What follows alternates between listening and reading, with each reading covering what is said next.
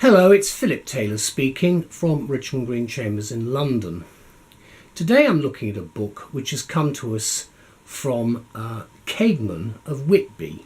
It's a book which I discussed with the publishers. I was aware of its existence for some time, and it's now come out in various new editions by new publishers.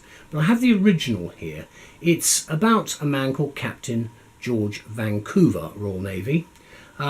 And it's subtitled Northwest Navigator. It's been written by E.C. Coleman, Ernie Coleman, who I have met. Very nice guy, did a lot of work on this book. And I've given the title of our book review, George Vancouver's Remarkable Travels. Well, you wouldn't think that's particularly detailed actual comment about the review, but this is a special book. And it's special to me because my wife comes from Vancouver, and we talked about this book together. And also Captain Vancouver is buried locally where I live, here in Richmond. So there's a picture of him at the front, on the front cover, the dust jacket.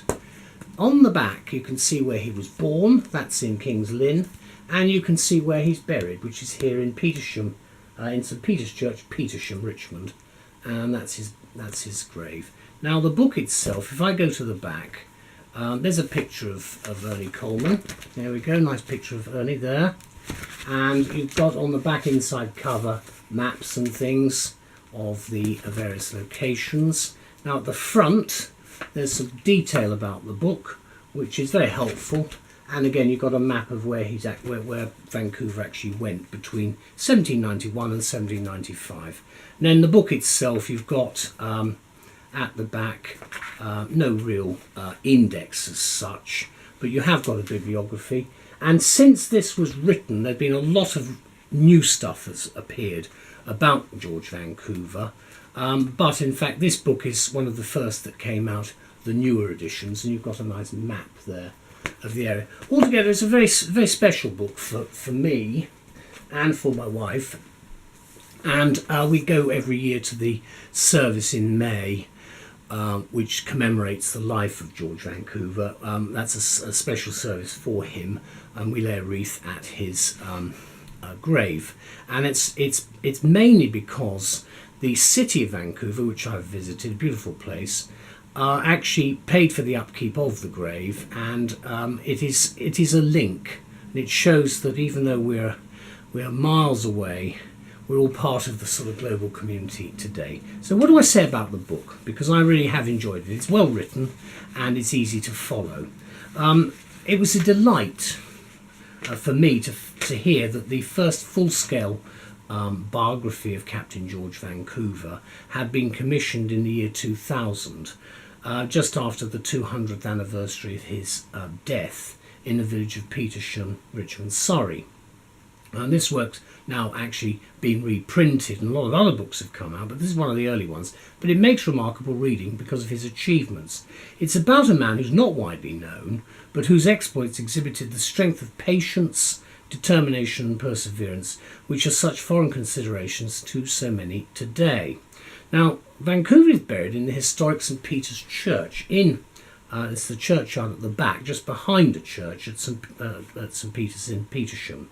It's just up the river from Richmond, the big town itself. And actually Vancouver came to this area, that's where I live, as a fatally ill man. He wasn't an old man when he died. He was bent on completing his coastal survey work for publication before he died. And what Coleman has done here is his research has been very extensive, and it covers in some detail the preciseness with which Vancouver tended his mission. It's a gallant story of enterprise and initiative, and there were moments as events swung from triumph to treachery. Although there is no book index to aid reference, the activities of the nasty stalker William Camelford are fairly recounted here from what we know of contemporary accounts.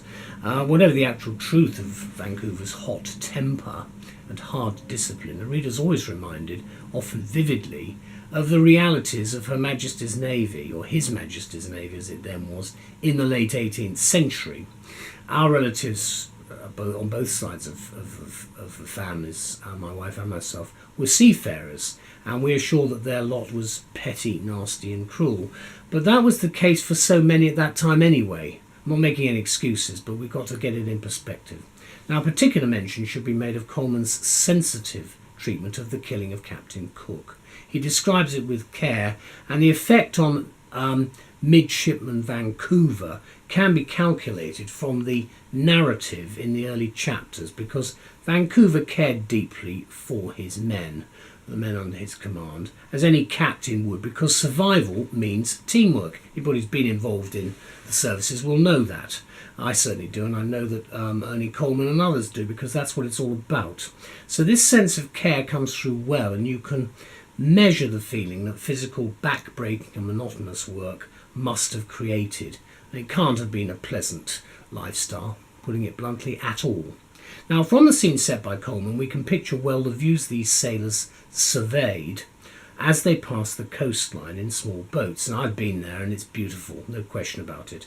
Remember, they covered a total of 10,000 miles, much of them by rowing. It puts some of our human activities today to shame, because Vancouver brought the best out of those who served under him as his crew, and only one person died from disease, in fact, in the entire 4-year mission, which is a testament to what happened, because when the Discovery visited the range of settlements listed here in the book, it was some record to see that in fact there weren't any higher fatalities. And I have to say that because in any action, operation, whatever you do, certainly in the service world, in the services, you are going to have accidents, you're going to have problems. So it shows that he ran a tight ship, but at the end of it all, he didn't suffer losses, only one. Now, just take a look at the map in the book, and you'll get an idea of the reality, I think, very quickly. Now, let me conclude this short review by saying it's a great read, and we picked it up when I was reading, actually, Darwin's Adventures on the Beagle. I thought that was an interesting comparison of the two voyages, which came across very well. Now, whilst Darwin currently has been immortalised through The Origin of Species for some time, Vancouver's name has been immortalised in both north and south shores of the American Pacific Rim. This is not just a book for the naval historian, which is what Ernie Coleman is. It's an adventure book of readable workmanship. I'm delighted with it. It's nice to read. It isn't too heavy, but you really get the flavour of Captain Vancouver, who's a man I suggest is very much to be admired. The book was published originally on the 1st of December 2000, millennial year. There's the book again. There's a nice picture of George Vancouver. That has been taken, I think, the photograph was actually taken from the Royal Naval Museum. I don't know whether it actually gives the detail here, but this book, as I say, was originally published in 2000. That's the actual index, so you've got some idea of what's in the book. And then there's some acknowledgements from Mr. Coleman there. And then he starts off with where Captain Vancouver was born, which was King's Lynn. Of course, as I say, he died in Petersham in Richmond. Well, thank you very much to Ernie Coleman, and thank you to all the people, the original publisher, who I had very interesting correspondence with some nearly 20 years ago now, at Cademan of Whitby. I know Whitby very well too.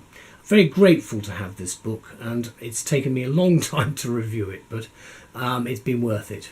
Thank you very much to all concerned. This is a book I will treasure. Bye-bye.